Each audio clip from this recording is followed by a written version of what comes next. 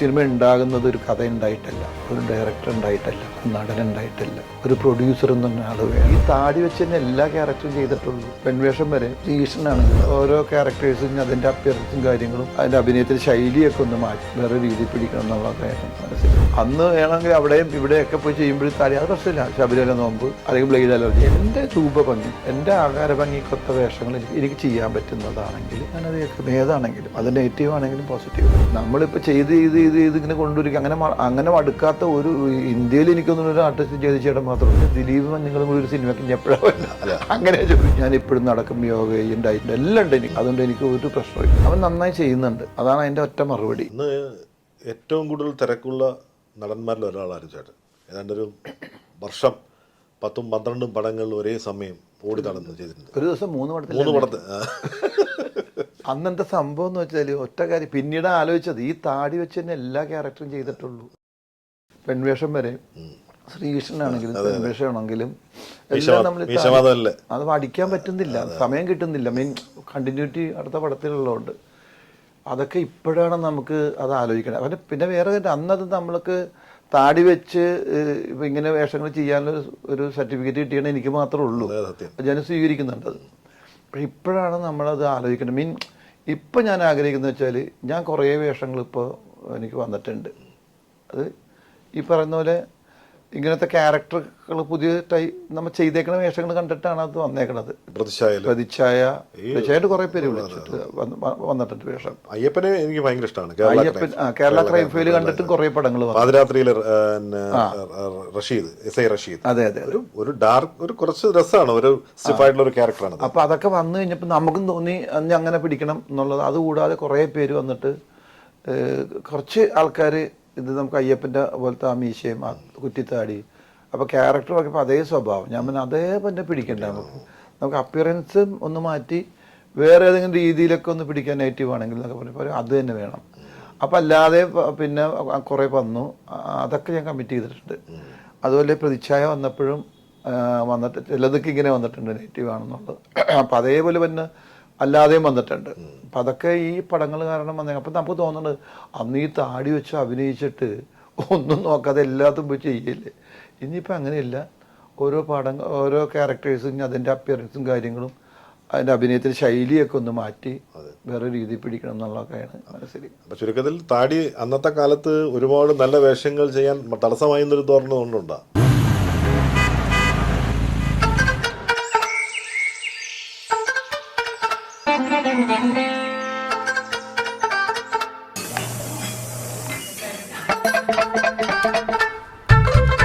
എല്ലാവർക്കും വന്നു ഡാൻഡ്രഫ്, എന്തു ചെയ്യും ചേട്ടാ? പേടിക്കണ്ട, ഇവിടുണ്ടല്ലോ ഡാൻഡ്രോക്വിറ്റിൻ ഓയിൽ. ഉടനടി മാറും താരൻ, ഉപയോഗിക്കൂ വേഗം. അമൃത്വേനി ഡാൻഡ്രോക്വിറ്റ്, ദി അൾട്ടിമേറ്റ് ഡാൻഡ്രഫ് സൊല്യൂഷൻ. അല്ല, അന്ന് നമ്മൾ ചിന്തിച്ചിട്ടില്ല അങ്ങനെ. കാരണം അന്ന് അശോകം വേണമായിരുന്നു. ഇന്ന് വേണ്ടെന്നല്ല പറഞ്ഞത്. അന്ന് വേണമെങ്കിൽ അവിടെയും ഇവിടെയൊക്കെ പോയി ചെയ്യുമ്പോഴും താടി അത് പ്രശ്നമില്ല. ശബരിമല നോമ്പ് അല്ലെങ്കിൽ ബ്ലേഡ് അലർജി എന്നൊക്കെ പറഞ്ഞിട്ട് ഒക്കെ ചെയ്തിട്ടുണ്ട്. അതെ, മമ്മൂക്കയുടെ കൂടെ അഭിനയിക്കുമ്പോഴും അത് ഒരു പടം കഴിഞ്ഞിട്ട് ഞാൻ വരികയാണ്. കോട്ടയത്ത് അനിൽ ബാബുവിൻ്റെ പടം കഴിഞ്ഞ് വരുമ്പോഴാണ് മമ്മൂക്കയുടെ കൂടെ വിനയേട്ടൻ്റെ പടം ഉദയ സ്റ്റുഡിയോയിൽ നടക്കുകയാണ്. അപ്പോൾ പറഞ്ഞ് ഞാൻ വരുമ്പോൾ ഞാൻ കാറിൽ നിന്ന് ഇറങ്ങുമ്പോൾ മമ്മൂക്കയും 3-4 പേര് കൂട്ടുകാരെ കൂടെ ആ മുറ്റത്തിരിപ്പുണ്ട്. ഉദയയുടെ കയറുമ്പോഴുള്ള മുറ്റത്ത് ഞാൻ അടുത്ത തറയപ്പോൾ എല്ലാവരും എഴുന്നേറ്റു തൊഴുത് തന്നെ. അപ്പം ഞാൻ മമ്മൂക്കോട് ആദ്യം അഭിനയിക്കുകയാണ്. താടിയാ വടിക്കണില്ല, മുടിയെങ്കിലും കുറച്ച് വെട്ടിക്കൂടിയ പോലീസുകാരനാണ്. ഞാൻ വെട്ടു. മറ്റേ കണ്ടിന്യൂറ്റിയാണ് നമുക്ക്, അത് കുഴപ്പമില്ല. ഇടക്കാലത്ത് സിനിമകളിൽ നിന്ന് കുറച്ചൊന്ന് അവസരങ്ങൾ കുറഞ്ഞിരുന്നു. ആ സമയത്താണ് രഞ്ജിത്തിന്റെ ആ വിളി വരുന്നത് എനിക്ക് തോന്നൽ, അലവി എന്ന് പറയുന്ന ക്യാരക്ടറിലേക്ക്. ഈ ഒരു അവസരങ്ങൾ കുറഞ്ഞത് പല കാരണങ്ങളുണ്ടാവും, പല റീസൺ ഉണ്ട്. അതിന്റെ കാരണങ്ങൾ അന്വേഷിച്ചിട്ടുണ്ടോ? അല്ലെങ്കിലും എന്തുകൊണ്ട് പടം കുറയുന്നൊന്നും നോക്കിയൊന്നുമില്ല. കാരണം അങ്ങനെ ഒരുപാട് ഓട്ടം ഓടിയില്ലെന്ന് മാത്രമേ ഉള്ളൂ. പക്ഷെ നമുക്ക് വരുന്ന സിനിമകൾ നമുക്ക് ഇഷ്ടപ്പെട്ട് തന്നെ എടുക്കുന്നത്. പിന്നെ അന്നും നമ്മൾ ഈ താടി വടിക്കാൻ വേണ്ടി കുറേ കഷ്ടപ്പെട്ടു. പക്ഷെ പല ഡയറക്ടർമാരും വേണ്ടാന്ന് പറഞ്ഞു. ഞാൻ അങ്ങോട്ട് പറഞ്ഞു നമുക്ക് ഈ താടി ഒന്ന് മേടിച്ചത് വേണ്ട. താടി അതായത് ഒരു പടം ഞാൻ ചെയ്യാൻ നേരത്ത് താടി മീശ എടുത്തിട്ടൊരു പടം ചെയ്തു. അത് ഷൂട്ടിംഗ് നടക്കുന്ന സമയത്ത് അവിടെ കുറേ ആൾക്കാർ കൂടി ഒരകത്തൊരു വീടായിരുന്നു, ഒരു ഉള്ളി സൈഡിലേക്ക് വന്നൊരു വീട്ടിലായിരുന്നു ഷൂട്ട്. അപ്പോൾ കുറേ ഫാമിലികൾ വന്ന് നിന്നിട്ട് ആരൊക്കെ ഉണ്ട് ഇവിടെ എന്ന് വെച്ചപ്പോൾ അതുമായിരുന്നു മോഹൻ ചേട്ടനാറ്റം തോന്നണം. ഇവിടെ ജയറാമുണ്ട്, അവരുണ്ട്, ഇവരുണ്ട്, ഹരിശ്രേശവനുണ്ടോ, ഒന്ന് കാണാൻ പറ്റുമെന്ന് വെച്ച് ഞാൻ അവരൊക്കെ കണ്ടു, വരാന്തരിയിരിക്കുന്നത് കണ്ടപ്പോൾ എന്നെ വിളിച്ച് ഞാനിങ്ങനെ വരികയാണ്. അവരെന്നെ നോക്കണേ ഇല്ല, കാരണം ഞാനാണെന്ന്. അയ്യോ താടിയ മീശൊക്കെ ഡാൻസ് മാസ്റ്റർ എന്തോ വരുന്നു അതിൽ. അപ്പോൾ പറഞ്ഞ് അത് ഞാൻ പഠിച്ചു. അയ്യോ താടി പഠിക്കണ്ട കേട്ടോ, കണ്ട ഇപ്പോൾ ഡയറക്ടർ ഇപ്പോൾ പറഞ്ഞില്ലേ താടി പഠിക്കണ്ടെന്ന്. അപ്പോൾ അങ്ങനെ പല കാരണങ്ങൾ കൊണ്ട് പിന്നെയും താടി വെപ്പിച്ചു. താടി പഠിച്ചിട്ട് താടി പിന്നെ പലരും അതൊരു രാശിയാണെന്നൊക്കെ പറഞ്ഞ് അങ്ങനെയാക്കി, ഇഷ്ടപ്പെടുന്ന അങ്ങനെയാണ്, അതുകൊണ്ട് അത് വെക്കണം പറ്റില്ല എന്ന് പറഞ്ഞു. അപ്പം അതൊന്നും പ്രശ്നമൊന്നുമില്ല. ഇപ്പം കേൾക്കുന്നുണ്ട്, ഒരുപാട് കഥകൾ കേൾക്കുന്നുണ്ട്. എങ്ങനെയാണ് കഥാപാത്രങ്ങളെ സെലക്ട് ചെയ്യാൻ ഇനി ഉള്ളൊരു മാർഗം എന്താണെന്ന് തോന്നിയിട്ടുണ്ടോ? എങ്ങനെയാണ്? അല്ല, എൻ്റെ രൂപഭംഗിക്ക്, എൻ്റെ ആകാര ഭംഗിക്കൊത്ത വേഷങ്ങൾ എനിക്ക് ചെയ്യാൻ പറ്റുന്നതാണെങ്കിൽ ഞാനതൊക്കെ ഏതാണെങ്കിലും, അത് നെഗറ്റീവ് ആണെങ്കിലും പോസിറ്റീവ് ആണെങ്കിലും. അന്നത്തെ കാലത്ത് ചേട്ടൻ്റെ കൂടെ വർക്ക് ചെയ്തിരുന്ന ഒരുപാട് പേര്, ഇപ്പം ജോണി ആൻ്റണിയൊക്കെ നോക്കിയാൽ അവർ ക്യാമറയ്ക്ക് പിറകിലായിരുന്നു. ഇപ്പം എല്ലാവരും ക്യാമറയ്ക്ക് മുന്നിലേക്ക് വന്നു. ഒരുപാട് പേരാണ്. ഇപ്പം ലാൽ ജോസ് ക്യാമറയ്ക്ക് മുന്നിലാണ് അല്ലേ? അപ്പം ജോണി ആൻ്റണി ഏറ്റവും നല്ലൊരു ഹ്യൂമർ ആക്ടറായി വരുമായി. അത്തരം മാറ്റങ്ങളൊക്കെ പ്രതീക്ഷിച്ചിരുന്നാണോ ഇങ്ങനെയൊക്കെ ഇവരിൽ നിന്ന് ഉണ്ടാവും എന്നുള്ളതൊക്കെ? ഇല്ല, ഇതൊക്കെ സംഭവിക്കുന്നതല്ലേ. ജോണി അല്ലെങ്കിലും പണ്ടേ ചെറിയ ചെറിയ വേഷങ്ങളൊക്കെ ചെയ്യും. ഞങ്ങൾ ചെയ്യുന്ന പടത്തിലൊക്കെ, നമ്മളുള്ള പടത്തിലൊക്കെ ജോണി ഉണ്ട്. മറ്റേ പോലീസ് സ്റ്റേഷനിലൊക്കെ വന്നിട്ട് ചെയ്യുന്ന സാധനങ്ങളൊക്കെ ജോണി ഭയങ്കര രസമാണ്. ജോണി ഇംപ്രവൈസ് ചെയ്യാൻ എടുക്കുന്ന നന്നായിട്ട് ഇംപ്രവൈസ് ചെയ്യും ജോണി. ലാലു നന്നായിട്ട് ചെയ്യുന്നുണ്ട്. ലാലു പിന്നെ കോമഡി കേട്ടാൽ ചിരിച്ച് ഭയങ്കരമാവും. ഞാൻ കഴിഞ്ഞ ദിവസം വിളിച്ചിട്ടുണ്ടായിരുന്നു. ഇങ്ങനെ എന്തൊക്കെയാ പ്ലാനിങ് ഉണ്ടെന്ന് പറഞ്ഞ്, പക്ഷെ പുള്ളി പറയുന്നത് അങ്ങനെ എന്താണ്, എങ്ങനെയാണ് ഇനി അടുത്ത സ്റ്റെപ്പ് എന്നുള്ളത് ഒരു തീരുമാനത്തിൽ എത്തിയിട്ടില്ല. നേരത്തെ പറഞ്ഞില്ലേ ഈ അവസരങ്ങൾ ഈ കുറഞ്ഞ സമയത്ത് പലരും വിളിച്ചിരുന്നില്ല, പലരും പരിചയം കാണിച്ചിരുന്നില്ല എന്നൊക്കെ ഒരിക്കൽ പറഞ്ഞിരുന്നു. അങ്ങനെ ഒരു ഇതുണ്ടായിരുന്നു ചേട്ടൻ? അങ്ങനെ ഒരു സംഭവം ഉണ്ടായിരുന്നു? അവസരം കിട്ടാതെ നമ്മളെ ഏത് ആർട്ടിസ്റ്റിനെയും കുറേ കഴിയുമ്പോൾ മടുക്കും. നമ്മളിപ്പോൾ ചെയ്ത് ഇങ്ങനെ കൊണ്ടുവരിക, അങ്ങനെ മടുക്കാത്ത ഒരു ഇന്ത്യയിൽ എനിക്കൊന്നും ഒരു ആർട്ടിസ്റ്റ് ചെയ്ത് ചേട്ടൻ മാത്രമേ ഉള്ളൂ മടുക്കാത്തത്. ബാക്കി പലരും പോയിട്ടുണ്ട്, നമ്മൾ ആലോചിച്ചാൽ മതി. അതുപോലെ ആ കൂട്ടത്തിൽ ഞാനും വന്നൊരു ഗ്യാപ്പ് വന്നു. പിന്നെ ഞാൻ എൻ്റെ പരിശ്രമം കൊണ്ട് തന്നെയാണ് വീണ്ടും ഞാനിങ്ങനെ വന്നത്. അതെല്ലാവരും അങ്ങനെ തന്നെ വരാൻ പറ്റുള്ളൂ. അപ്പം അതിന് നമ്മൾ കഴിഞ്ഞ് മതി, നിർത്തി, എൻ്റെ അവസാനം തീർന്ന് കത്തിക്കൽ കഴിഞ്ഞെന്ന് പറഞ്ഞിരുന്ന ഒരു രക്ഷയില്ല. നമ്മൾ പണിയെടുക്കണം. പണ്ട് തമാശ ചെയ്ത ആൾക്കാരെല്ലാം ഇപ്പം സീരിയസ് ആണ്. ഇന്ദ്രൻ ചേട്ടൻ സീരിയസ് ആയി, സുരാജ് സീരിയസ് ആയി, കോട്ടയം നസീർ ചേട്ടൻ, അങ്ങനെ ഞങ്ങൾക്ക് നല്ല തമാശ കേൾക്കാൻ ഞാൻ ഇതിലൊക്കെ തമാശ ചെയ്തിട്ടുണ്ട്. അതെ, ഇനി തമാശ ചെയ്യാനുണ്ട്. ആണല്ലേ? കഥ കേട്ട് ഒരെണ്ണം ചെയ്തു വെച്ചിട്ടുണ്ട്. ഓട്ടം തുള്ളൽ തന്നെ, മാർത്താണ്ഡന്റെ. അത് പണ്ട് ചെയ്തേക്കുന്ന സ്റ്റൈലില്ല. ഞാനും ദിലീപും കൂടി ചെയ്തേക്കുന്ന ഒരു കോംബോ ഇല്ലേ, ആ സ്റ്റൈലിലാണ് അങ്ങ് ചെയ്തേക്കുന്നത്. അത് മാർത്താണ്ഡന്റെ സജഷനായിരുന്നു. അങ്ങനെ പിടിച്ചാലോ എന്ന് വെച്ചാൽ പിന്നെ അതിപ്പോൾ അക്സെപ്റ്റ് ചെയ്യുമോ എന്ന് വെച്ചാൽ നമുക്ക് നോക്കാമെന്ന് പറഞ്ഞു. അതും എനിക്ക് പേടിയായിരുന്നു. ഈ ഷൂട്ടിംഗ് അടുത്ത് പനങ്ങാടായിട്ട് ഇരുന്നത്, ആ ലൊക്കേഷനിൽ എത്തണ വരെ എനിക്ക് പേടിയായിരുന്നു. അപ്പോഴും ഞാൻ ചോദിച്ചു, മാർത്താൻ അങ്ങനെ പിടിക്കണോ? പിടിച്ചോട്ടെ, രസമായിരിക്കും എന്ന് പറഞ്ഞ്. അപ്പോൾ ഒരു വീട്ടിലാണ്, ആ വീട്ടിലെ തന്നെ കുറേ മെമ്പേഴ്സ് ഉണ്ട്, അഭിനയിക്കുന്ന ആർട്ടിസ്റ്റുകൾ തന്നെ കുറേ പേരുണ്ട്, കുടുംബം ഒക്കെ ആയിട്ടുള്ള. പുതിയ പിള്ളേരാണ്, കുറേ പുതിയ ആർട്ടിസ്റ്റുകളാണ് കൂടുതലുള്ളത്. അപ്പോൾ അവർ പിന്നെ കാണാൻ വന്നേക്കണവർ, അങ്ങനെ ഒത്തിരി ടെക്നീഷ്യന്മാരെയൊക്കെ ഇങ്ങനെ. അപ്പോൾ ഞാൻ ഫസ്റ്റ് സീൻ എടുക്കാൻ ഞാൻ ചെന്നു, മേക്കപ്പ് ചെയ്ത് ഞാൻ അവിടെ ചെന്നു, സ്റ്റാർട്ട് ക്യാമറ ആക്ഷൻ പറഞ്ഞു, ഞാൻ ഡയലോഗ് പറഞ്ഞു കഴിഞ്ഞപ്പോൾ മാർത്താണ്ഡൻ വെരി ഗുഡ്, നന്നായിട്ടുണ്ട് ചേട്ടാന്ന് പറഞ്ഞു. അപ്പം എനിക്കും കോൺഫിഡൻസ് ആയി. എനിക്കും മാർത്താണ്ഡനെ അറിയുള്ളൂ എന്തുകൊണ്ടാണ് ആ വെരി ഗുഡ് എന്ന് പറഞ്ഞതെന്നും ഞാൻ ചോദിച്ചല്ലോ. എനിക്ക് അങ്ങനെ ചെയ്താൽ ശരിയാവും. അപ്പോൾ പിന്നെ സെറ്റിലെല്ലാവരും പറഞ്ഞു നന്നായിട്ടുണ്ട്. പിന്നെ ഒരു കയ്യടിയും വന്നു. ഇത് പഴയ അശോനെ കിട്ടി. അപ്പോൾ ഓഡിയൻസും പറഞ്ഞു ഇത് പഴയ അശോൻ ചേട്ടൻ എന്നൊക്കെ പറഞ്ഞു. പിന്നെ ഞങ്ങൾ കളിച്ചു. ഈ കൗണ്ടറൊക്കെ പറഞ്ഞാലും ആ സ്വാതന്ത്ര്യമൊക്കെ ചേട്ടന് പറ്റും വളരെ പെട്ടെന്ന്. അല്ല, നമുക്ക് പറ്റാത്തതല്ല. ഇപ്പൊ നമ്മുടെ അന്നത്തെ നമ്മൾ പെർഫോം ചെയ്ത മീറ്റർ വേറെയാണ്. ഡെലിവറി, ഡയലോഗ് ഡെലിവറി ചെയ്തേക്കുന്ന സ്പീഡ്, ടോൺ, ആ പിച്ച്, ഇതൊക്കെ വേറെയാണ്. ആ പിച്ച് ഓപ്പോസിറ്റ് നിൽക്കുന്ന ആളുടെ ഉണ്ടാവണം. അതാണ് ദിലീപായിട്ടുള്ള കോമ്പിനേഷൻ എന്ന് പറഞ്ഞത്. അവന്റെ അല്ലാതെ നിൽക്കുന്ന ആള് വെറുതെ നിന്നിട്ട് പിച്ച് താത്തി പറഞ്ഞാൽ അത് നിൽക്കില്ല. അപ്പൊ ഞാൻ പറഞ്ഞു, ഞാനിങ്ങനെ പറയുമ്പോ അപ്പൊ ഞാൻ രണ്ടും കൂടി മിക്സ് ചെയ്ത് ഇപ്പൊ അടുത്ത് ചെയ്തേക്കാം. നിലവിലിപ്പോ നമ്മള് CD മൂസയുടെ 2ാം ഭാഗം അല്ലേ വരുന്നു പറയുന്നുണ്ട്. എന്താ വിളിക്കുവല്ലോ ചെയ്തോ? ഇല്ലില്ല. പ്രതിച്ഛായയുടെ ഇന്റർവ്യൂ നടക്കുമ്പോൾ അതിൽ ഇന്നോട് ചോദിക്കുകയാണ് ചെയ്തത്, ഇന്റർവ്യൂ നടത്തുന്ന ആള്. ഇങ്ങനെ 2ാം ഭാഗം അനൗൺസ് ചെയ്തു, ശരിയാണ്, അതിലെന്താണ് അതിനെക്കുറിച്ച്? ഞാൻ ഇപ്പോഴാണ് നിങ്ങൾ പറഞ്ഞപ്പോഴാണ് കേട്ടാണ്, ഞാൻ അറിഞ്ഞില്ലായിരുന്നു, അതുകൊണ്ടാണ് ഞാൻ അറിഞ്ഞില്ല. പിന്നെയാണ് ഞാൻ അന്വേഷിച്ചപ്പോൾ അറിഞ്ഞത് ജോണി ഇങ്ങനെ പറഞ്ഞു. അതൊരു പ്രതീക്ഷയുള്ളൊരു പ്രൊജക്റ്റ് ആയിരിക്കും ഈ പറഞ്ഞ പോലെ. എന്തെങ്കിലും ഉണ്ടാവാതിരിക്കില്ലല്ലേ, കൈവെക്കൂലല്ലോ. അപ്പോഴാണ് നമ്മൾ പഴയ അടുത്തേക്ക് പോകാൻ പോകുന്നത് അല്ലേ. അപ്പൊ എന്നോട് ചോദിച്ചു ഇങ്ങനെ, അത് ചെയ്തു കഴിഞ്ഞാൽ അതിൽ അഭിനയിക്കേണ്ടി വന്നാൽ അഭിനയിക്കില്ല. അഭിനയിക്കും ഞാൻ.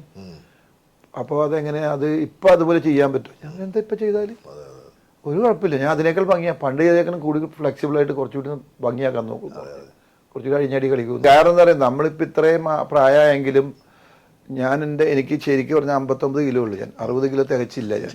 ഞാൻ ഇപ്പോഴും നടക്കും, യോഗ ചെയ്യും, ഡയറ്റ് ഉണ്ട്, എല്ലാം ഉണ്ട് എനിക്ക്.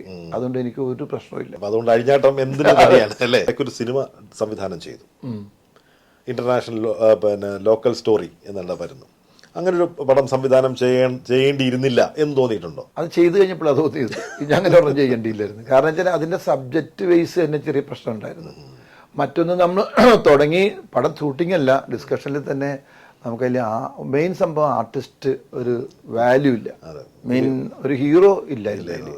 അപ്പോൾ ആ സബ്ജക്റ്റ് പൊളിച്ച് അങ്ങനെ അങ്ങ് ആയി വന്നത്. അപ്പോൾ അത് ഒരു പാകപ്പിഴയായിരുന്നു. പിന്നെ തുടങ്ങണ്ട എന്ന് പറഞ്ഞപ്പോഴും അത് തുടങ്ങണം, ഇന്നത് എത്തിയതിനെ തുടങ്ങുകയും വേണമെന്നൊക്കെ പറഞ്ഞ് പിന്നെ അതിൻ്റെ അകത്ത് ആ ചട്ടക്കൂട്ടിൽ നിന്നിട്ട് അത് ഒതുക്കിയെടുക്കാനൊക്കെ പെട്ട പാടാണ്, ബുദ്ധിമുട്ട്. കുറേ പറയേണ്ടി വരും അത് പറഞ്ഞാൽ. അങ്ങനെ പെട്ടെന്ന് തുടങ്ങി ഒരു ഹീറോ ഇല്ലായ്മ, അങ്ങനെ കുറച്ച് കാര്യങ്ങൾ അതിൻ്റെ അകത്ത് സംഭവിച്ചിട്ടുണ്ട്. അപ്പം അങ്ങനെ വന്നപ്പോൾ ഒരു ഗ്രൂപ്പുകളെയും പിന്നെ ആർട്ടിസ്റ്റിലൊക്കെ കിട്ടാതെ വന്നതൊക്കെ ശരിക്കും ബാധിച്ചിട്ടുണ്ട്. ഒരു നായകൻ കഥാപാത്രം ആദ്യം ഉണ്ടായിരുന്നു. പക്ഷെ ആ നായകൻ നമ്മൾ വിചാരിച്ച ആളെ കിട്ടിയില്ല. പക്ഷെ അന്ന് ചേട്ടൻ വിചാരിച്ചിരുന്നെങ്കിൽ ഇതൊക്കെ ആർട്ടിസ്റ്റിനെ കിട്ടാൻ പാടുണ്ടായോ? അല്ല, അങ്ങനെ ഒരാൾക്ക് കിട്ടാൻ ഒന്നും പോണില്ലല്ലോ. നമ്മ പിന്നെ അത് കിട്ടണവരെ നമുക്ക് വെയിറ്റ് ചെയ്യാൻ പറ്റില്ല. അത് പറ്റില്ല. അപ്പോൾ കോംപ്രമൈസ് ചെയ്ത് വേറൊരാളിടാന്ന് പറഞ്ഞിട്ട് അങ്ങനെ ചെയ്തു വെച്ചിട്ട്. പക്ഷെ അത് ഹ്യൂമർ ചെയ്യുന്ന ഒരാളെന്ന് പറഞ്ഞാൽ വ്യത്യാസമുണ്ട്. പേരൊന്നും പറയുന്നില്ല, കാരണം ഞാൻ ആ പടം കണ്ടതാണ്. പക്ഷെ ആരെയും അതിന്റെ വിധി അങ്ങനെ ആയിരിക്കും അല്ലേ. ഇപ്പം അത് ആലോചിക്കുമ്പോൾ അത് ചെയ്യേണ്ടിയിരുന്നില്ലാന്ന് തോന്നുന്നു. അല്ല, ഇപ്പോഴും ഞാൻ ഈ പറഞ്ഞ പോലെ ചെയ്യുന്നുണ്ട്. അത് ഉടനെ ഇല്ല, കാരണം ഇപ്പൊ അഭിനയിക്കാൻ കുറെ പടങ്ങൾ വന്നിട്ടുണ്ട്. ഞാൻ ഇപ്പൊ ചെയ്യുന്നില്ല. പക്ഷെ എന്നാലും സംവിധാനം ചെയ്യും. അതൊരു വലിയ ഡ്രീമാണ്. അതിന്റെ സബ്ജക്റ്റ് ഒക്കെ ആയിട്ട് അതിന് നല്ലൊരു നായകൻ ഉണ്ടാവും. നല്ല ഗംഭീര നായകനാണ് ആണല്ലേ. അദ്ദേഹത്തോട് കഥയൊക്കെ പറഞ്ഞു, ഇഷ്ടമായി. ഞാൻ ഇപ്പോഴും 3 വർഷമായി പറഞ്ഞിട്ട് ഇപ്പോഴും വർക്ക് ചെയ്തോണ്ടിരിക്കുകയാണ്. ഇപ്പോഴത്തെ സിനിമയെ പോലെ അത് ഡെവലപ്പ് ചെയ്തോണ്ടിരിക്കും. ഇനി മാറി വന്ന് ഇനിയും മാറ്റി അത് ചെയ്യാൻ പറ്റും. കാരണം അങ്ങനെ ഒരു സബ്ജക്റ്റ് ആണല്ലേ. ഹ്യൂമർ ഇല്ലാതെ പറ്റില്ലല്ലോ. ഹ്യൂമർ അല്ല, സബ്ജക്ട് സീരിയസ് ആണ്. പക്ഷേ ഹ്യൂമർ ട്രാക്കിലാണ് ചെയ്യുന്നത്. ഇപ്പോഴത്തെ യുവതലമുറയിലുള്ള നായകന്മാരാണോ അതോ പഴയ തലമുറയിൽപ്പെട്ട നായകന്മാരാണോ? പഴയ തലമുറയിലെ ആൾക്കാർ ഉണ്ട്. ശക്തമാണ്. അതങ്ങനെ തന്നെ ആവും വിചാരിക്കുന്നു. ഈ വർഷം ഉണ്ടാവും ഷൂട്ട്? അത് അടുത്ത വർഷം? ഈ വർഷമൊന്നുമില്ല, ഈ വർഷം കുറെ അഭിനയിക്കാൻ തന്നെ തീരൂല. ഏറ്റവും സന്തോഷമായ ഒരു കാര്യം എന്ന് പറഞ്ഞാൽ ചേട്ടൻ്റെ മകൻ അർജുൻ ഇന്നത്തെ യുവതാരങ്ങളിൽ ഏറ്റവും പ്രോമിസിങ് ആക്ടറുള്ള ഒരാളാണ്. ഒരുപാട് ഹിറ്റ് പടങ്ങൾ സമ്മാനിക്കുന്നത് മാത്രമല്ല, ഒരു ഒറ്റയ്ക്ക് നിന്നൊരു കഥാപാത്രത്തെ കൊണ്ടുപോകാനും മമ്മൂട്ടിയെ പോലെയുള്ളൊരു താരത്തോടൊപ്പം നിന്ന് സ്ക്രീൻ സ്പേസ് പങ്കിടാനും അതിൽ ഗംഭീരമായി പെർഫോം ചെയ്യാൻ കഴിയുന്ന രീതിയിലേക്ക് ഒരച്ഛനെന്ന നിലയിൽ സ്വാഭാവികമായിട്ടും അതിൻ്റെ അഭിമാനം ഉണ്ടാകും. ഏതൊരച്ഛനും ഉണ്ടാകുന്നതാണ്. ഒരു ആക്ടർ നിലയിൽ അർജുനെ എങ്ങനെയാണ് ചേട്ടന് വിലയിരുത്തുന്നത്? അവൻ നന്നായി ചെയ്യുന്നുണ്ട്, അതാണ് അതിൻ്റെ ഒറ്റ മറുപടി. അവന് കിട്ടുന്ന ക്യാരക്ടർ ചെയ്യാൻ വേണ്ടി ശരിക്കും അധ്വാനിക്കുന്നുണ്ട്. അത് ഏതൊക്കെ തരത്തിലാണെന്ന് ഞാൻ വിശദീകരിക്കേണ്ട കാര്യമില്ല. ഒരു ക്യാരക്ടർ നമുക്ക് കിട്ടിക്കഴിഞ്ഞാൽ, ഇപ്പം ഞാൻ തന്നെ എൻ്റെ കാര്യം പറഞ്ഞില്ലേ, ഭയങ്കര പേടിയ ഒരു ക്യാരക്ടർ കിട്ടിക്കഴിഞ്ഞാൽ നമ്മളത് എങ്ങനെ ചെയ്യും അതിന് നമ്മൾ ശരിക്കും പണിയെടുക്കും. അതുപോലെ ഒരു ക്യാരക്ടർ കിട്ടിക്കഴിഞ്ഞാൽ ഇവൻ ശരിക്കും അധ്വാനിക്കുന്നുണ്ട് അതിന് വേണ്ടി. അത് മാത്രമേ അവൻ ആദ്യമായിട്ട് ചിന്തിക്കുന്നുള്ളൂ, വേറെ ഒന്നിനെ കുറിച്ച് അവൻ ചിന്തിക്കുന്നില്ല. വീട്ടിലെ കാര്യം പോലും ആ സമയത്ത് ഞാൻ പറഞ്ഞിട്ടുണ്ട്, നോക്കേണ്ട കാര്യമൊന്നുമില്ല, നീ അതിൻ്റെ പുറകെ പോയിക്കൊള്ളാം, അത് നിൽക്കട്ടെ, അതാദ്യം നോക്കിയാൽ മതി. സിനിമയാണ്. കാരണം സിനിമ ഉണ്ടാകുന്നത് ഒരു കഥ ഉണ്ടായിട്ടല്ല, ഒരു ഡയറക്ടർ ഉണ്ടായിട്ടല്ല, ഒരു നടൻ ഉണ്ടായിട്ടല്ല, ഒരു പ്രൊഡ്യൂസർ എന്ന് പറഞ്ഞ ആൾ വേണം. അദ്ദേഹത്തിന് പൈസ ഇല്ലെങ്കിൽ ഒരു സിനിമയില്ല, ഒന്നുമില്ല ഇവിടെ. അപ്പോൾ ഫണ്ട് മുടക്കുന്ന ആൾ നമ്മളായിട്ട് അയാൾക്കൊരു ബുദ്ധിമുട്ടുണ്ടാകരുത്. അതാണ് ഞാൻ പറഞ്ഞു കൊടുത്തതിന് ഒരേ ഒരു സംഭവം. നമ്മൾ ഏറ്റിട്ടുണ്ടെങ്കിൽ അത് ഏറ്റ ഡേറ്റിൽ നമ്മളത് പണിയെടുത്ത് കൊടുക്കണം. അത്ര മാത്രമേ പറഞ്ഞിട്ടുള്ളൂ. അതാണ് ശരിക്കും കഷ്ടപ്പെടുന്നത്. പച്ച എന്നൊക്കെ പറഞ്ഞ പടത്തിലേക്ക് ആ ബോഡി ഡെഡിക്കേഷനും ഒക്കെ ആക്ഷനിലൊക്കെ ചെയ്യുന്നത് ഗംഭീരമായിട്ടുള്ള പടമാണ്. എനിക്ക് ചില ദിവസങ്ങളൊക്കെ അത്ഭുതം തോന്നിയിട്ടുണ്ട്. കാരണം എൻ്റെ മോനായിട്ട് ഞാൻ പറഞ്ഞതെന്ന് തോന്നല്ലേ, പാതി രാത്രിയൊക്കെ വന്നിട്ടൊന്ന് വർക്കൗട്ട് ചെയ്യണം, ഡംബിൾസ് ഒക്കെ എടുത്തിട്ട് വീട്ടിലിരുന്ന്. ഞാനിത് ഉറങ്ങിക്കിടക്കുന്ന സമയത്ത് ഇങ്ങനെ ഒച്ചയാക്കുന്നത്, കാരണം അന്ന് വർക്ക് ചെയ്ത് ഒരു ഇച്ചിരി നേരം കിടന്ന് പറഞ്ഞിട്ട് വീണ്ടും പോവുകയാണ് വർക്ക് ചെയ്യാനൊക്കെ. അപ്പോൾ അതൊക്കെ ഏത് ആർട്ടിസ്റ്റാണെങ്കിലും ചെയ്യും, പക്ഷെ എന്നാലും ഡെഡിക്കേഷൻ അല്ലേ. അത് ഏത് ക്യാരക്ടർ കിട്ടിയാലും അത് തലവരെ ഞാൻ കണ്ടിട്ട് എനിക്ക് ഭയങ്കര വിഷമം തോന്നിയ ഒരു സബ്ജക്റ്റാണ്. ഞാൻ ഭയങ്കരമായിട്ട് തിയേറ്ററിൽ നിന്ന് ഞാൻ കരഞ്ഞു. അപ്പം ഞാൻ അവനെ ബോഡിയൊക്കെ ഭയങ്കരമായിട്ട് സ്ലിമ്മാക്കി ഭക്ഷണം കുറച്ച് അങ്ങനെ എല്ലാം ചെയ്യും. ഭ്രമയുഗം കണ്ടിരുന്നു. ഭ്രമയുഗം കണ്ട അയ്യോ, ഏറ്റവും ഇഷ്ടപ്പെട്ട സിനിമ അദ്ദേഹത്തിന്റെ ഏതായിരിക്കും? എനിക്ക് ഭ്രമയുഗം ഗംഭീരമായിട്ട് ഇഷ്ടപ്പെട്ടു. പല സ്റ്റൈലാണല്ല, ഞാൻ തലവരയ്ക്ക് ഭയങ്കര ഇഷ്ടമായി. ഭ്രമയുഗം വേറൊരു റേഞ്ചാണ്, പിന്നെ ചത്താപ്പച്ച വേറൊരു സംഭവമാണ്. അങ്ങനെ കുറേ വ്യത്യസ്തമായിട്ടുള്ള വേഷങ്ങൾ ചെയ്യുന്നുണ്ട് അവൻ. പിന്നെ ഇപ്പം അങ്ങനെ ഓരോന്നോരോന്നൊക്കെ ഇങ്ങനെ മാറ്റി മാറ്റി പിടിക്കണമെന്ന് പറയുന്നുണ്ട് ആശ. പുതിയ എന്താണ്, പുതിയ പടം ഏതാണ് അർജുൻ്റെ? പുതിയത് ഇപ്പം കഴിഞ്ഞു, അത് ഹ്യൂമറാണ്. എന്തായാലും ഈ നേരത്തെ പറഞ്ഞു പ്രൊഡ്യൂസറെ പ്രൊട്ടക്ട് ചെയ്യണം എന്നുള്ളതിനപ്പുറത്തേക്ക് വേറെ എന്തെങ്കിലും ആക്ടിങ്ങിനെ കുറിച്ച് എന്തെങ്കിലും ആക്ടിങ്ങിനെ കുറിച്ചൊന്നും നമ്മൾ പറയേണ്ട കാര്യമില്ല. കാരണം ഇപ്പം ഞാൻ പറഞ്ഞു അങ്ങനെ ചെയ്യണം ഇങ്ങനെ ചെയ്യണമെന്നല്ല. അവന് എന്നോട് ഇപ്പം മമ്മൂക്ക പറഞ്ഞില്ലേ അവിടെ ഒരു പോസ് ചെയ്യ്, അതെനിക്ക് കിട്ടിയൊരു അറിവാണ്. എന്ന് പറഞ്ഞ പോലെ ഇവൻ നമ്മൾ പറഞ്ഞു കൊടുക്കേണ്ട കാര്യമില്ല. അവർക്കിപ്പോൾ ആ അറിവ് കിട്ടാനായിട്ട് ഒരുപാട് മേഖലകളുണ്ട്. സിനിമകൾ കാണുക, കൂടുതൽ സിനിമ കാണാൻ, എപ്പോഴും സിനിമ കാണാം. അതൊന്ന്. രണ്ടാമത്തെ കാര്യം എന്ന് വെച്ചാൽ വർക്ക് ചെയ്യും അതിന് വേണ്ടിയിട്ട്. ഒരു സിനിമ ഒരു ക്യാരക്ടറാകാൻ വേണ്ടി വർക്ക് ചെയ്യും, അതെല്ലാവരും ചെയ്യുന്നുണ്ട്, അത് ചെയ്യും. പിന്നെ വേറൊന്നും ചിന്തയില്ല, ആ ക്യാരക്ടർ ചെയ്ത് തീരണവരെ അത് തന്നെ ഇരിക്കണം. അതിൻ്റെ പുറകെയാണ്, വേറെ കാര്യങ്ങൾ ഇടപെടില്ല. അതൊക്കെ നമ്മൾ നോക്കിക്കൊള്ളാന്ന് പറയും. വേണ്ട തലവര കണ്ടിട്ട് കരഞ്ഞു പോയി എന്ന് പറഞ്ഞു. ആ സീൻ ഏതാണ്? അതിൽ കുറേ സീനുണ്ട്. ഒരു സീനൊന്നുമില്ല, കുറേ സീൻ നമുക്ക് ഭയങ്കര വിഷമം തോന്നും, കണ്ണൊക്കെ കണ്ണീന്നൊക്കെ ഒഴുകും. പിന്നെ ഞാൻ ഇത്തിരി ഇമോഷൻ്റെ ആളാണ്, ഞാനും വൈഫുണ്ട്, ഞങ്ങൾ കുറേ പേരുണ്ടായിരുന്നു, ഞങ്ങൾ രണ്ടുപേരും കരഞ്ഞു. വൈഫിന്റെ ഏറ്റവും ഇഷ്ടപ്പെട്ട പടം ഏതാണ് അർജുൻ്റെ? അവൾക്ക് എല്ലാം ഇഷ്ടമാണ്.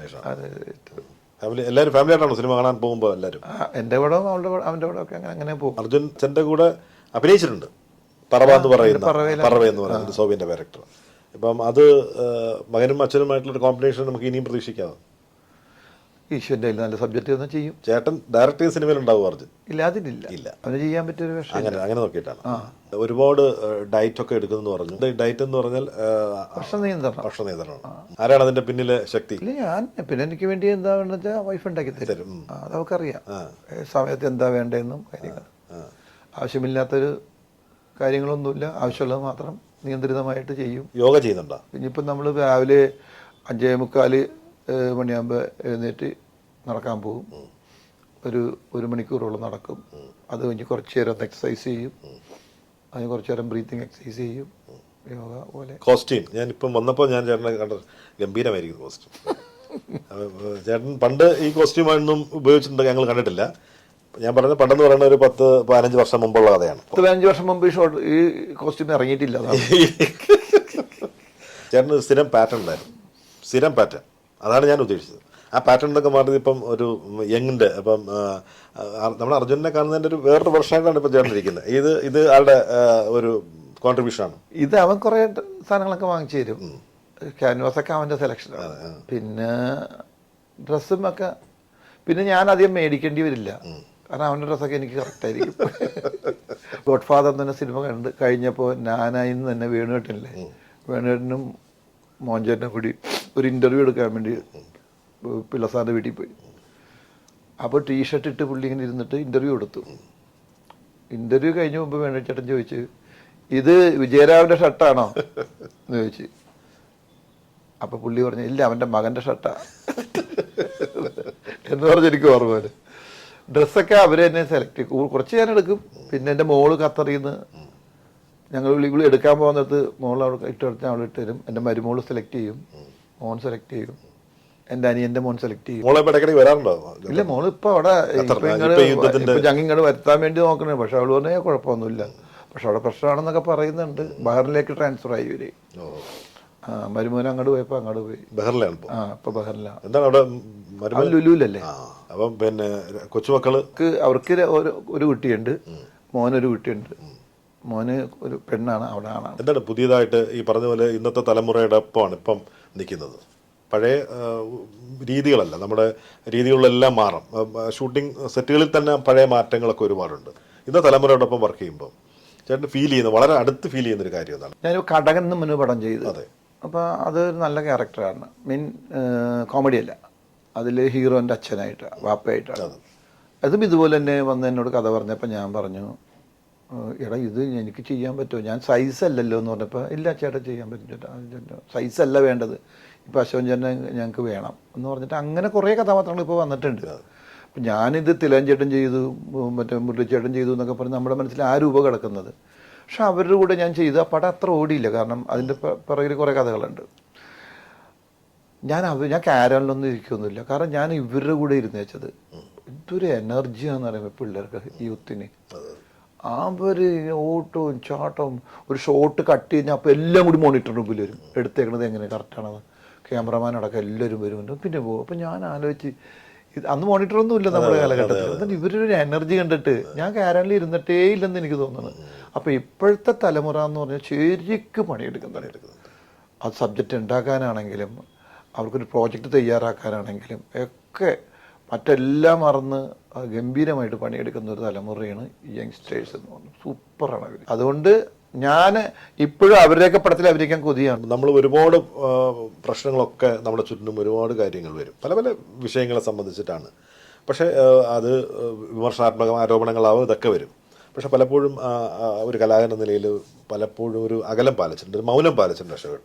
അത് ബോധപൂർവ്വം എടുക്കുന്ന ഒരു ഇതാണോ? ഞാനിപ്പോൾ എന്തിനാ അഭിപ്രായം പറഞ്ഞിട്ടും ഒരു കാര്യമില്ല. ഇല്ല, ഇപ്പം ഞാൻ എന്ത് കാര്യം പറഞ്ഞാലും എന്തിനാ, പറയാതിരുന്നാലും എന്താ ഒരു കുഴപ്പമില്ല. പക്ഷെ നമ്മൾ പബ്ലിക്കായിട്ട് പറയുന്നില്ല എന്ന് മാത്രമേ ഉള്ളൂ. ഞാൻ പബ്ലിക്കായിട്ട് പറയാറില്ല. ഒരു നിലപാടുണ്ടാവും എല്ലാ കാര്യവും. അതെല്ലാ കാര്യത്തിലും എൻ്റെതായ നിലപാടുണ്ട്. പക്ഷെ അത് പറഞ്ഞിട്ടും കാര്യമില്ല.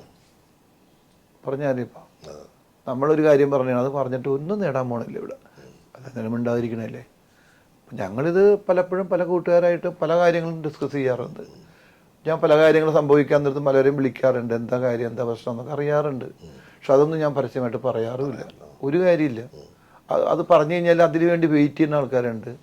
അതെന്തെങ്കിലും പറഞ്ഞ് വലിയ സംഭവമാക്കി എടുക്കാനൊക്കെ പറഞ്ഞിട്ട് മിണ്ടാതിരിക്കുക.